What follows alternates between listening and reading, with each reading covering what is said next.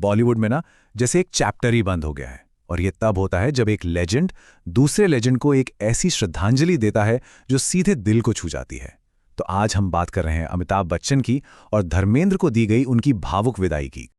और इस पूरी कहानी का दिल पता है कहाँ है? अमिताभ बच्चन के इन शब्दों में। जरा सुनिए, मिस्टर धर्म सिर्फ एक व्यक्ति नहीं थे, वो एक एहसास थे, और एहसास आपको कभी नहीं छोड़ता। कितनी गहरी बात है ना? ये शब्द उनकी दोस्ती की पूरी कहानी कह जाते हैं। तो ये सब हुआ कहाँ? ये इमोशनल मोमेंट सामने आया कहाँ से? वेल, ये हुआ नेशनल टेलीविजन पर, सीधे कौन बनेगा करोड़पति 17 के सेट पर। और इससे भी बड़ी बात, होस्ट कौन? खुद अमिताभ बच्चन। लाखों करोड़ों लोगों ने इसे लाइव देखा, एकदम रियल, एकदम रॉ। बच्चन जी ने जो शब्द चुने वो उनकी फीलिंग्स की गहराई बताते हैं। उन्होंने सिर्फ दोस्त नहीं कहा, उन्होंने कहा मेरा दोस्त, मेरा परिवार और मेरा आइडल। सोचिए, आइडल, कितना बड़ा कॉम्प्लीमेंट है ये। फिर उन्होंने उस डेडिकेशन की तारीफ की जो एक आर्टिस्ट अपनी आखिरी सांस तक निभाता है। और फिल्म 21 को तो उन्होंने धर्मेंद्र जी की छोड़ी हुई आखिरी सबसे कीमती निशानी बताया। अब इस श्रद्धांजलि के पीछे एक ट्रिगर था, एक बहुत ही खास वजह, और वो वजह थी धर्मेंद्र जी की आखिरी फिल्म 21 की रिलीज। देखिए, ये फिल्म सिर्फ एक प्रोजेक्ट नहीं है, ये कनेक्शन है। दोनों लेजेंड्स के परिवारों को जोड़ने वाला एक बहुत ही बिटर स्वीट सा कनेक्शन। तो 21 में ऐसा क्या खास है? चलिए देखते हैं। सबसे पहले और सबसे जरूरी, ये धर्म जी की आखिरी फिल्म है, द फाइनल बो। डायरेक्टर है श्रीराम राघवन, यानी कंटेंट की गारंटी। और इससे भी खास बात, ये डेब्यू फिल्म है अगस्त्या नंदा की, जो कि अमिताभ बच्चन के ग्रैंडसन है। कनेक्शन देख रहे हैं?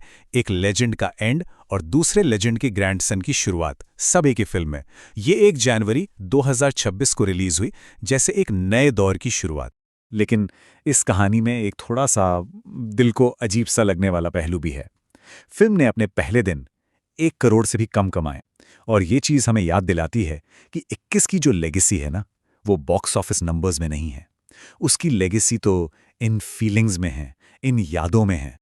और ये जो लेगेसी है, इसकी जड़ें बहुत गहरी हैं, दशकों पुरानी। चलिए थोड़ा टाइम में पीछे चलते हैं, उस दौर में जब इस दोस्ती को पर्दे पे अमर कर दिया गया था।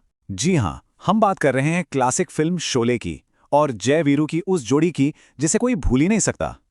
ये दोस्ती का सफर पूरे 50 साल लंबा है। सोच सकते हैं, 50 इयर्स। शुरू हुआ 1975 में शोले के साथ, जय और वीरू, नाम ही काफी है। फिर बेंगलोर में वो आइकॉनिक डेथ सीन शूट हुआ, जहां कहते हैं ये रिश्ता और भी रियल हो गया। और अब 2026 में बच्चन जी ने 21 के जरिए धर्मेंद्र जी की लेगेसी को सलाम किया। कहानी जैसे फुल सर्कल आ गई।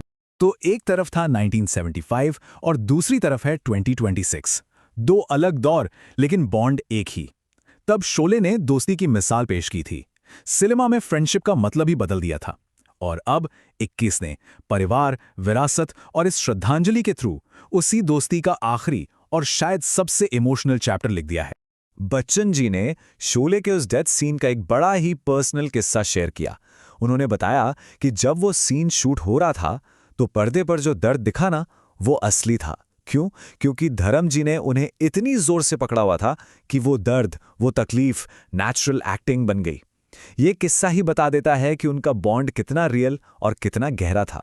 तो आखिर में ये कहानी सिर्फ 2 को-स्टार्स की नहीं रह जाती। नहीं, ये उस दोस्ती की लेगेसी है जो वक्त से भी बड़ी है। एक ऐसी दोस्ती जो आने वाली जेनरेशंस को भी इंस्पायर करेगी। जय और वीरू की ऑन स्क्रीन पार्टनरशिप से शुरू होकर उनके परिवारों को जोड़ने वाली इस आखिरी श्रद्धांजलि तक बच्चन और धर्मेंद्र का ये रिश्ता स्क्रीन से कहीं आगे निकल गया। ये एक मिसाल बन गया, एक सिंबल हमेशा रहने वाली दोस्ती का। ये कहानी बताती है कि आर्ट कैसे परमानेंट रिश्ते बना सकती है। तो यहाँ एक बड़ा सवाल सामने आता है, आखिर ऐसी क्या चीज है जो एक ऑन स्क्रीन पार्टनरशिप को एक टाइमलेस लेगेसी बना देती है, हमेशा के लिए अमर? शायद इसका जवाब बच्चन जी के उन्हीं शब्दों में है जहां से हमने शुरू किया था। ये सिर्फ एक इंसान की कहानी नहीं है, ये एक एहसास की कहानी है। और एहसास वो तो